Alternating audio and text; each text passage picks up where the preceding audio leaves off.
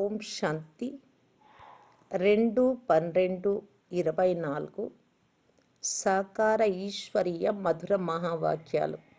మధురమైన పిల్లలు, మీరు మీ దీపాన్ని స్వయమే సంభాళించుకోవాలి. తుఫానుల నుండి రక్షించుకునేందుకు జ్ఞాన యోగాలు అనే తైలం తప్పకుండా కావాలి. ప్రశ్న: ఏ పురుషార్థము గుప్తమైన తండ్రి నుండి గుప్త వారసత్వాన్ని ఇప్పిస్తుంది? జవాబు: అంతర్ముఖులు అనగా మౌనంగా ఉంటూ తండ్రిని స్మృతి చేసినట్లయితే గుప్త వారసత్వం లభిస్తుంది. స్మృతిలో ఉంటూ శరీరాన్ని వదిలినట్లయితే చాలా మంచిది. ఇందులో ఎటువంటి కష్టము లేదు. స్మృతితో పాటుగా జ్ఞాన యోగాల సేవను కూడా చేయాలి. ఒకవేళ అది చేయలేకపోతే కర్మణ సేవను చేయండి. అనేకులకు సుఖాన్ని ఇచ్చినట్లయితే ఆశీర్వాదాలు లభిస్తాయి. నడవడిక మరియు మాట తీరు కూడా చాలా సాత్వికంగా ఉండాలి. పాట: నిర్బలునితో బలవంతుని యుద్ధం. ఓం శాంతి. బాబా అర్థం చేయించారు. ఇటువంటి పాటలు విన్నప్పుడు ప్రతి ఒక్కరూ తమకు తామే విచార సాగర మంథనం చేయాల్సి ఉంటుంది. మనుషులు మరణించినప్పుడు 12 రోజులు దీపాన్ని వెలిగిస్తారు అని అయితే పిల్లలకు తెలుసు. మీరేమో మరణించేందుకు ఏర్పాట్లు చేసుకుంటూ ఉన్నారు మరియు పురుషార్థం చేసి మీ జ్యోతిని మీరే వెలిగించుకుంటూ ఉన్నారు. పురుషార్థం కూడా మాలలోకి వచ్చే వారే చేస్తారు. ప్రజలు ఈ మాలలోకి రారు. మేము విజయ మాలలో ముందుకు వెళ్ళాలి అని పురుషార్థం చేయాలి. ఎక్కడ మాయా పిల్లి తుఫానులు తీసుకువచ్చి దీపం మారిపోయేలా వికర్మలను చేయించకూడదు. ఇప్పుడు ఇందులో జ్ఞానము మరియు యోగము 2 బలాలు కావాలి. యోగంతో పాటు జ్ఞానం కూడా తప్పనిసరి. ప్రతి ఒక్కరూ తమ దీపాన్ని తామే సంభాళించుకోవాలి. చివరి వరకు పురుషార్థం జరుగుతూనే ఉండాలి. రేస్ జరుగుతూ ఉంటుంది కావున జ్యోతి ఎక్కడా తగ్గిపోకుండా లేక ఆరిపోకుండా ఉండేందుకు చాలా సంభాళించాల్సి ఉంటుంది. అందుకే యోగము మరియు జ్ఞానము అనే తైలాన్ని రోజు వేస్తూ ఉండాల్సి ఉంటుంది. యోగ బలం యొక్క శక్తి లేకపోతే పరుగు తీయలేరు, చివరిలోనే ఉండిపోతారు. స్కూల్లో సబ్జెక్టులు ఉంటాయి. మేం ఫలానా సబ్జెక్టులో చురుకుగా లేమని చూసుకుంటారు కావున మరొక సబ్జెక్టులో ఎక్కువ కృషి చేస్తారు. ఇక్కడ కూడా అలాగే స్థూల సేవ యొక్క సబ్జెక్టు కూడా చాలా మంచిది. అనేకుల ఆశీర్వాదాలు లభిస్తాయి. కొందరు పిల్లలు జ్ఞాన యోగాల సేవను చేస్తారు. రోజు రోజుకు సేవ యొక్క వృద్ధి జరుగుతూ ఉంటుంది. ఒక్కొక్క వ్యాపారికి 6-8 దుకాణాలు కూడా ఉంటాయి. అన్నీ ఒకేలా నడవవు. కొన్నింటిలో తక్కువ మంది గ్రాహకులు వస్తే కొన్నింటిలో ఎక్కువ మంది వస్తారు. మీకు కూడా ఒకానొక సమయం ఎటువంటిది రానున్నది అంటే ఇక రాత్రి వేళ కూడా తీరిక దొరకదు. జ్ఞాన సాగరుడైన బాబా అవినాశి జ్ఞాన రత్నాలతో జోలెను నింపేందుకు వచ్చి ఉన్నారు అని అందరికీ తెలుస్తుంది. అప్పుడు చాలామంది పిల్లలు వస్తారు. ఇక అడగకండి, ఇక్కడ ఈ వస్తువు చాలా బాగా తక్కువ ధరకి లభిస్తోంది అని ఒకరికొకరు చెప్పుకుంటారు కదా ఆ వ్యాపారంలో. ఈ రాజయోగ శిక్షణ చాలా సహజము అని పిల్లలైనా మీకు కూడా తెలుసు. అందరికీ జ్ఞాన రత్నాల గురించి తెలిసినట్లయితే ఇక వస్తూ ఉంటారు. మీరు ఈ జ్ఞాన యోగాల సేవను చేస్తారు. ఎవరైనా ఈ జ్ఞాన యోగాల సేవను చెయ్యలేకపోతే కర్మణ సేవకు కూడా మార్కులున్నాయి. అందరి ఆశీర్వాదాలు లభిస్తాయి. ఒకరికొకరు సుఖాన్ని ఇచ్చుకోవాలి. ఇది చాలా చాలా తక్కువ ధరకు లభించే గని. ఇది అవినాశి వజ్ర వైడ్యూరాల గని. అష్టరత్నాల మాలను తయారు చేస్తారు, పూజిస్తూ ఉంటారు కూడా. కానీ ఈ మాల ఎవరిది తయారైంది అన్నది ఎవరికీ తెలియదు. ఏ విధంగా మనమే పూజ్యుల నుండి పూజారులుగా అవుతాము అనేది పిల్లలైనా మీకు తెలుసు. ఇది చాలా అద్భుతమైన జ్ఞానం. దీని గురించి ప్రపంచంలో ఎవరికీ తెలియదు. ఇప్పుడు అదృష్ట తారలైన పిల్లలైన మీకే నిశ్చయం ఉంది. మేము స్వర్గాధిపతులుగా ఉండే వారము ఇప్పుడు నరకాధిపతులుగా అయిపోయాము. స్వర్గాధిపతులుగా ఉన్నట్లయితే పునర్జన్మలను కూడా అక్కడే తీసుకుంటారు. ఇప్పుడు మళ్ళీ మీరే స్వర్గాధిపతులుగా అవుతున్నారు. బ్రాహ్మణులైన మీకే సంగమ యుగం గురించి తెలుసు. ఇంకొక వైపు మొత్తం ప్రపంచమంతా కలియుగంలో ఉంది. యుగాలైతే వేరువేరుగా ఉన్నాయి కదా. సత్యుగంలో ఉంటే పునర్జన్మలను సత్యుగంలోనే తీసుకుంటారు. ఇప్పుడు మీరు సంగం యుగంలో ఉన్నారు. మీలో ఎవరైనా శరీరాన్ని వదిలినట్లయితే సంస్కారాల అనుసారంగా మళ్ళీ ఇక్కడికే వచ్చి జన్మ తీసుకుంటారు. బ్రాహ్మణులైన మీరు సంగమ యుగానికి చెందినవారు, ఆ శూద్రులు కలియుగానికి చెందినవారు. ఈ జ్ఞానం కూడా మీకు ఈ సంగం యుగంలోనే లభిస్తుంది. జ్ఞాన గంగలైన బీకేలైన మీరు ప్రాక్టికల్గా ఇప్పుడు సంగం యుగంలో ఉన్నారు. ఇప్పుడు మీరు రేస్ చేయాలి, దుకాణాలను సంభాళించాలి. జ్ఞాన యోగాల ధారణ లేకపోతే దుకాణాలను సంభాళించలేరు. సేవా ఫలాన్ని అయితే బాబా ఇవ్వనున్నారు. యజ్ఞము రచింపబడినప్పుడు రకరకాల బ్రాహ్మణులు వస్తారు. అందులో కొందరికి దక్షిణ ఎక్కువగా లభిస్తుంది, కొందరికి తక్కువ లభిస్తుంది. ఇప్పుడు పరంపిత పరమాత్మ ఈ రుద్ర జ్ఞాన యజ్ఞాన్ని రచించారు. మీరు బ్రాహ్మణులు మనుషుల నుండి దేవతలుగా తయారు చేయడమే మీ వ్యాపారం. మీరు యజ్ఞం ద్వారా మనుషుల నుండి దేవతలుగా తయారవుతున్నారు. ఇలా అనగలిగే యజ్ఞం ఇంకేది ఉండదు. ఇప్పుడు దీనిని రుద్ర జ్ఞాన యజ్ఞము లేక పాఠశాలను కూడా అంటారు. జ్ఞానము మరియు యోగముల ద్వారా పిల్లలు ప్రతి ఒక్కరూ దేవీ దేవత పదవిని పొందగలుగుతారు. బాబా సలహా కూడా ఇస్తారు. మీరు పరంధామం నుండి బాబాతో పాటు వచ్చారు, మేము పరంధామ నివాసులము అని మీరు అంటారు. ఈ సమయంలో బాబా మతము ద్వారా మీరు స్వర్గ స్థాపన చేస్తున్నారు. ఎవరైతే స్థాపన చేస్తారో వారే తప్పకుండా యజమానులుగా అవుతారు. ఈ ప్రపంచంలో మీరు అతి అదృష్టవంతులు. జ్ఞాన సూర్యుడు, జ్ఞాన చంద్రుడు మరియు మీరు వారి జ్ఞాన సితారాలు. అలా తయారు చేసేవారు జ్ఞాన సాగరుడు. ఆ సూర్యుడు చంద్రుడు నక్షత్రాలైతే స్థూలమైనవి, వాటితో మిమ్మల్ని పోల్చడం జరుగుతుంది. కావున మీరు కూడా జ్ఞాన సూర్యుడిగా, జ్ఞాన చంద్రుడిగా, జ్ఞాన సితారాలుగా అవుతున్నాము అని అంటారు. అంటే శివబాబా జ్ఞాన సూర్యుడు, బ్రహ్మబాబా జ్ఞాన చంద్రుడు, మనము జ్ఞాన సితారాలు.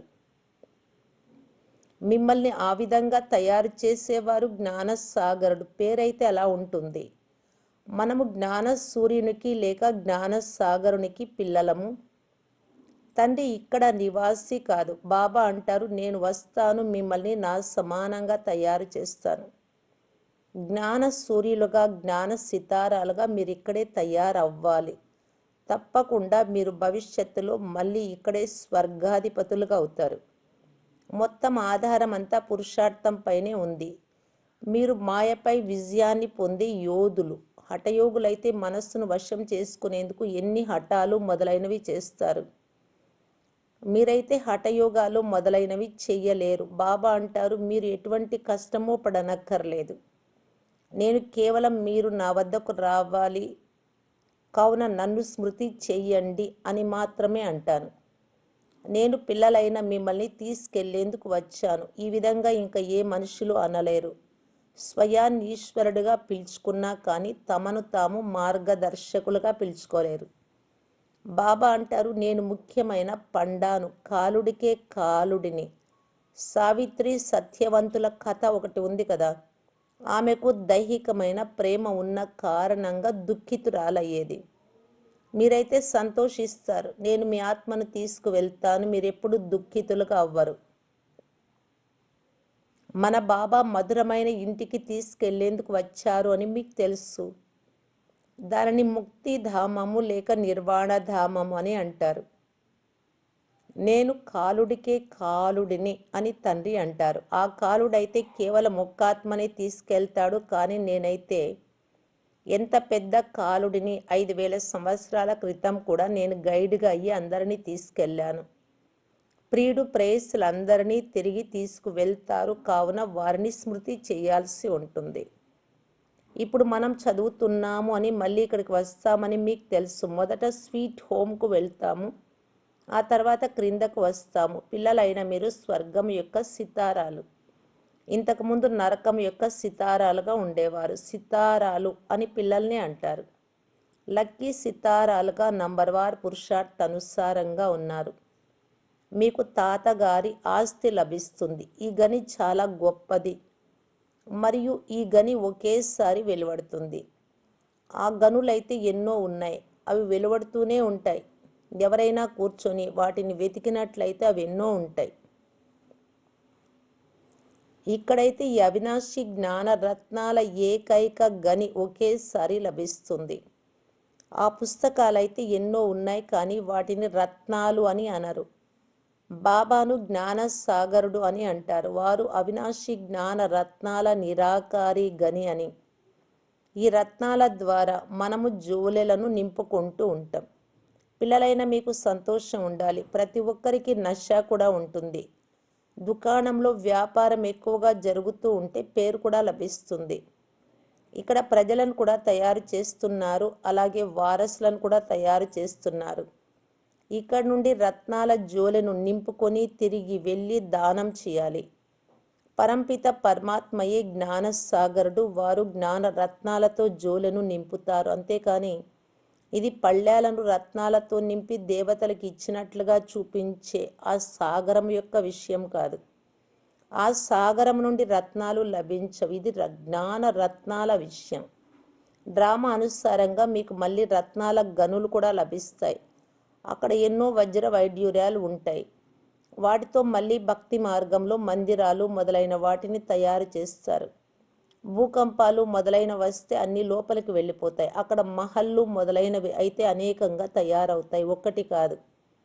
ఇక్కడ కూడా రాజుల కాంపిటీషన్ ఎంతగానో జరుగుతుంది.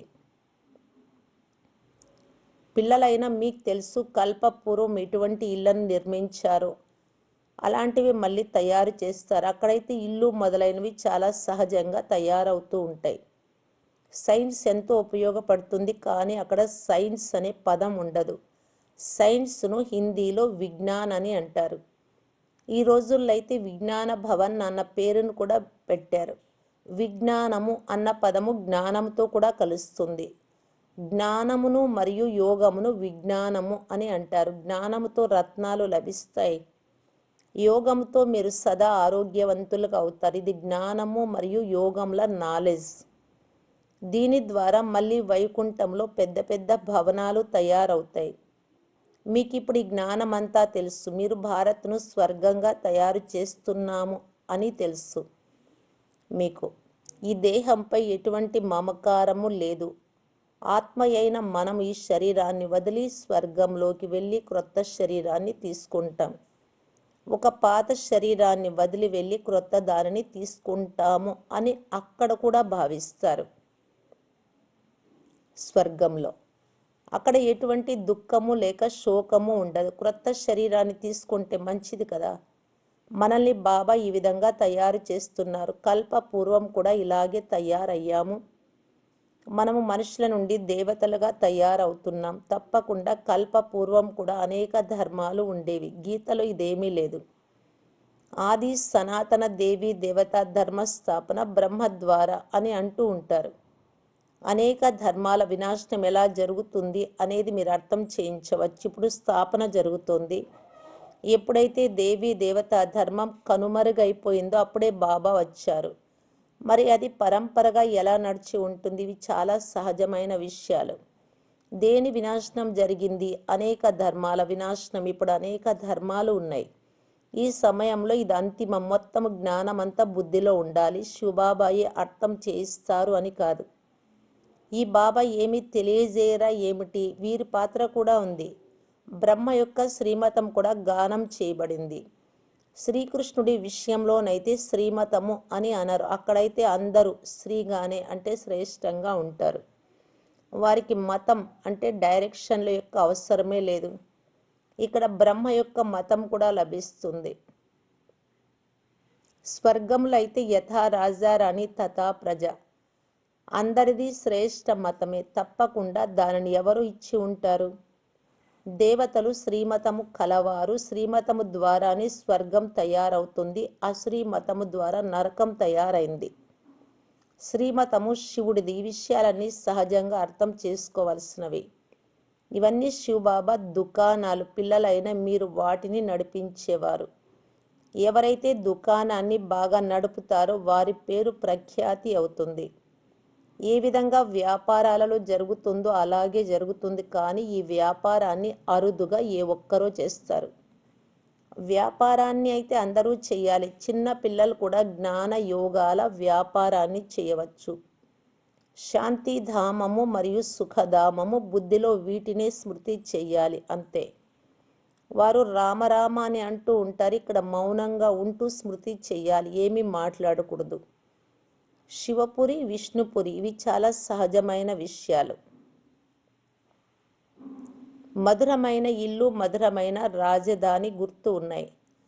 వారు స్థూల మంత్రాన్ని ఇస్తారు, ఇది సూక్ష్మమైన మంత్రం, అతి సూక్ష్మమైన స్మృతి. కేవలం ఈ విధంగా స్మృతి చేయడం ద్వారా మీరు స్వర్గాధిపతులుగా అవుతారు. ఇక్కడ జపించడం అంటూ ఏదీ లేదు, కేవలం స్మృతి చేయాలి. ఏమీ మాట్లాడాల్సిన అవసరం లేదు. గుప్తమైన బాబా నుండి గుప్తమైన వారసత్వాన్ని మౌనంగా ఉండడం ద్వారా, అంతర్ముఖులుగా ఉండడం ద్వారా మీరు పొందుతారు. ఇదే స్మృతిలో ఉంటూ శరీరం వదిలినట్లయితే చాలా మంచిది. ఇందులో ఎటువంటి కష్టము లేదు. ఎవరికైతే స్మృతి నిలవదో వారు తమ అభ్యాసమును చెయ్యాలి. నన్ను స్మృతి చేసినట్లయితే అంతిమ స్థితిని బట్టి గతి ఏర్పడుతుంది. ఇలా బాబా చెప్పారు అని అందరికీ చెప్పండి. స్మృతితో వికర్మలు వినాశనం అవుతాయి మరియు నేను స్వర్గంలోకి పంపిస్తాను. బుద్ధి యోగాన్ని శివబాబాతో జోడించడం చాలా సహజం. పథ్యము మొదలైన వాటిని కూడా అన్నీ ఇక్కడే చేయాలి. సతో ప్రధానంగా అవుతారు కావున అంతా సాత్వికంగా ఉండాలి. నడవడిక సాత్వికంగా, మాటలు సాత్వికంగా ఉండాలి. ఇది మీతో మీరు మాట్లాడుకోవడం. తోటి వారితో ప్రేమగా మాట్లాడాలి. పరమాత్ముని మాటలు సదా అమూల్యమైనవి అని పాటలో కూడా ఉంది. మీరు రూప్ బసంత్ యోగి మరియు జ్ఞాని ఆత్మ రూపుగా అవుతుంది. తండ్రి జ్ఞాన సాగరుడు కావున తప్పకుండా వారు వచ్చి జ్ఞానాన్ని వినిపిస్తారు. నేను ఒకేసారి వచ్చి శరీరాన్ని ధారణ చేస్తాను అని వారంటారు. ఇది తక్కువ ఇంద్రజాలమేమీ కాదు. బాబా కూడా రూప్ బసంత్ కానీ నిరాకారుడు మాట్లాడలేరు కావున శరీరాన్ని తీసుకున్నారు. కానీ వారు పునర్జన్మలలోకి రారు. ఆత్మలైతే పునర్జన్మలలోకి వస్తాయి.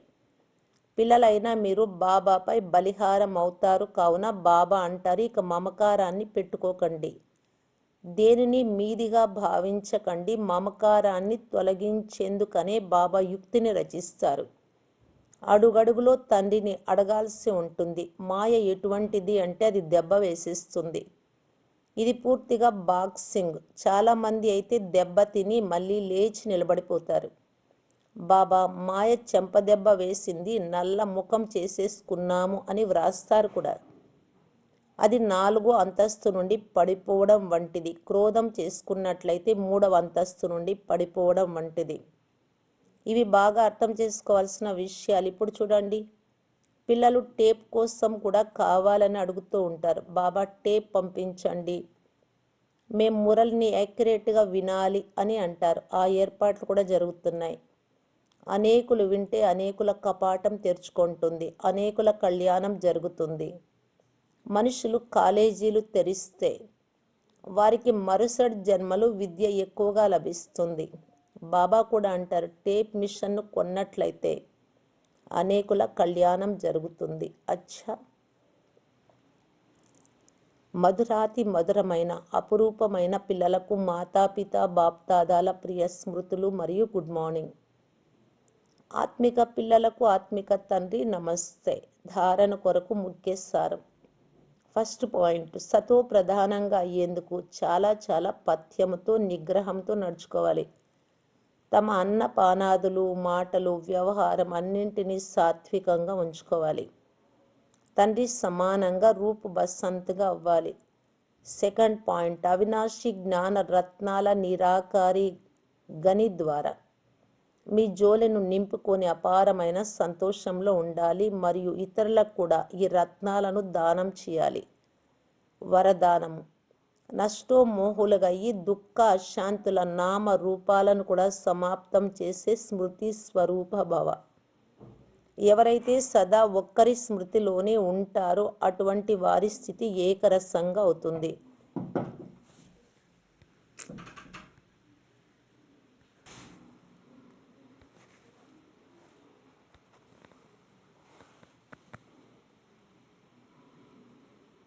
ఏకరస స్థితి అనగా అర్థం ఒక్కరి ద్వారా సర్వ సంబంధాల సర్వ ప్రాప్తుల రసాన్ని అనుభవం చేయటం.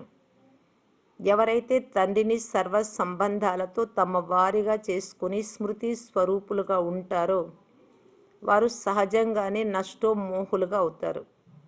ఎవరైతే నష్టోమోహులుగా ఉంటారో వారికి ఎప్పుడూ సంపాదనలో ధనాన్ని సంపాదించటంలో ఎవరైనా అనారోగ్యం పాలవ్వడంలో దుఃఖపు అల రాదు. నష్టోమోహ అనగా దుఃఖాశాంతులు నామరూపాలు కూడా ఉండకూడదు, సదా నిశ్చింతులు. ఎవరైతే దయాహృదయులై అందరికీ ఆశీర్వాదాలను ఇస్తూ ఉంటారో వారే క్షమాశీలురు. అవ్యక్త ఇషారా, సదా సంతుష్టంగా ఉంటూ అందరినీ సంతుష్టం చేసే సంతుష్ట మణిగా కావటానికి బాప్దాదా తెలియజేస్తున్నారు. ఈనాడు ప్రపంచమంతటా టెన్షన్ వ్యాకులత చాలా ఉంది కనుక అసంతృప్తి పెరుగుతూ పోతుంది. ఇలాంటి సమయంలో సంతుష్టమణులైన మీరు మీ సంతుష్టత యొక్క వెలుగు ద్వారా ఇతరులను సంతుష్టంగా చేయాలి. మొదట మీతో మీరు సంతుష్టంగా ఉండాలి, తర్వాత సేవలో సంతుష్టంగా ఉండాలి, తర్వాత సంబంధాలలో సంతుష్టంగా ఉండాలి. అప్పుడే సంతుష్టమణి అని అనబడతారు. ఓం శాంతి.